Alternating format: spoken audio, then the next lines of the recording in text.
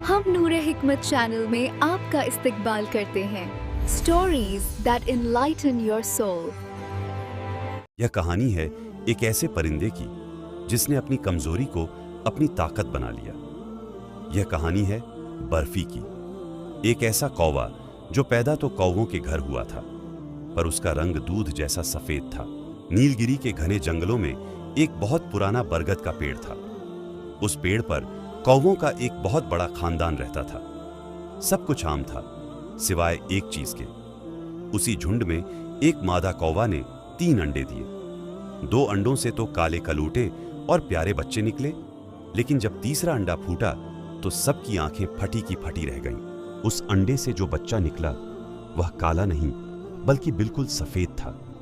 ऐसा सफेद जैसे ताजा गिरी हुई बर्फ। उसकी मां उसे देखकर हैरान भी थी और परेशान भी।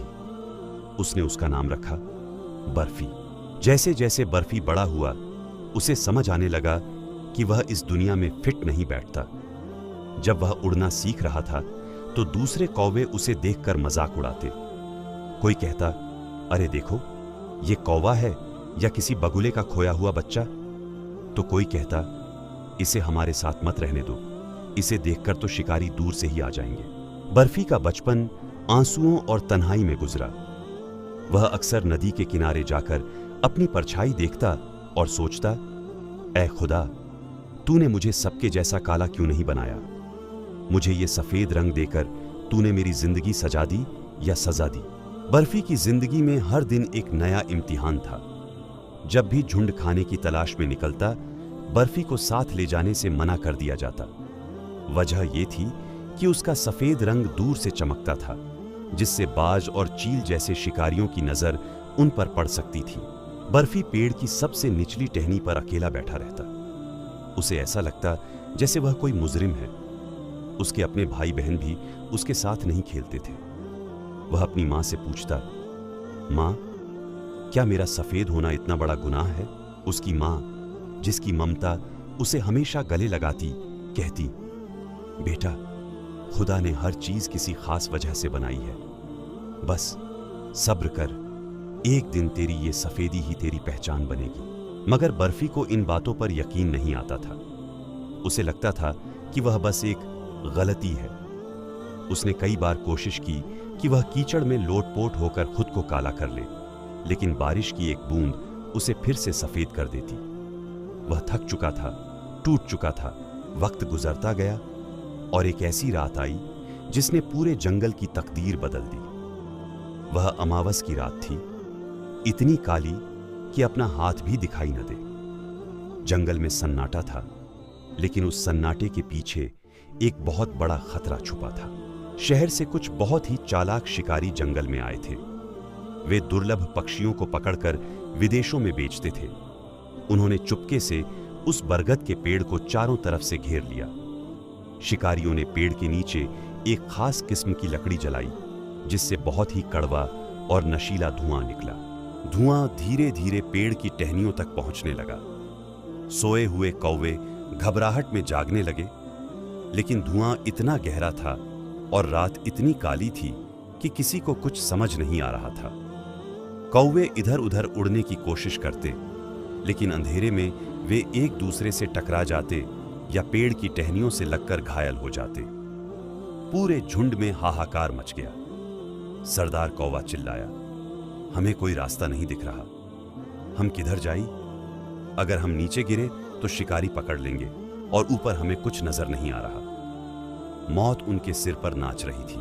बर्फी, जो हमेशा सबसे अलग और ऊंची टहनी पर सोता था, क्योंकि उसे नीचे कोई बैठने नहीं देता था, वह इस धुएं से थोड़ा बचा हुआ था। उसने नीचे का नजारा देखा। उसके अपने भाई बहन और दोस्त मौत के मुंह में थे। अचानक बर्फी को एक बात समझ आई। उसे महसूस हुआ कि जहां बाकी सब काले होने की वजह से अंधेरे में खो गए हैं, वहीं उसका सफेद रंग इस काली रात में बिजली की तरह चमक रहा है। उसने अपनी डर और झिझक को पीछे छोड़ा और एक जोरदार कांव कांव की आवाज लगाई, सब घबराओ मत, मेरी तरफ देखो, मैं उड़ रहा हूं। मेरी सफेदी को अपना रास्ता बनाओ और मेरे पीछे पीछे आओ। बर्फी ने अपने पंख फैलाए और तेज उड़ान भरी। उस काली रात में बर्फी बिल्कुल वैसा ही लग रहा था जैसे कोई जलती हुई मोमबत्ती या कोई फरिश्ता। कौवों ने देखा कि अंधेरे के बीच एक सफेद रोशनी ऊपर की तरफ जा रही है। सबके अंदर एक उम्मीद जागी। एक एक करके सैकड़ों कौवे उस सफेद लकीर के पीछे हो लिए। बर्फी उन्हें उस जहरीले धुएं से बाहर निकालकर घने बादलों के ऊपर ले गया, जहां ठंडी हवा थी और आसमान साफ था।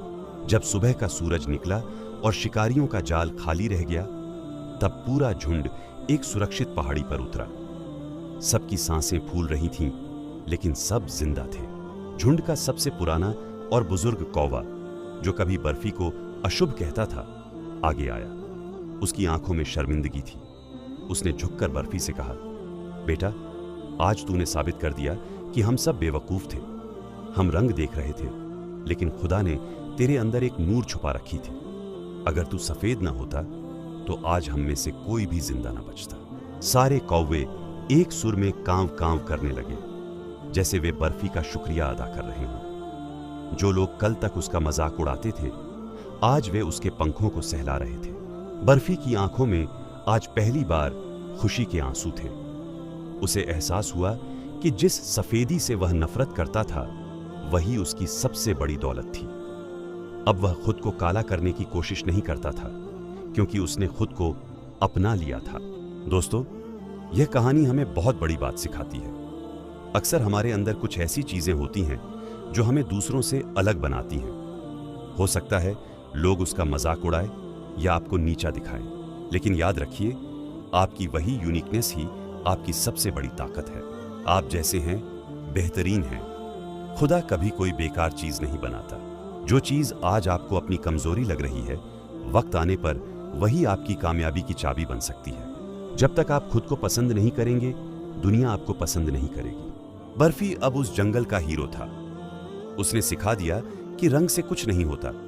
आपकी नीयत और सही वक्त पर दिखाई गई बहादुरी ही आपकी असली पहचान है।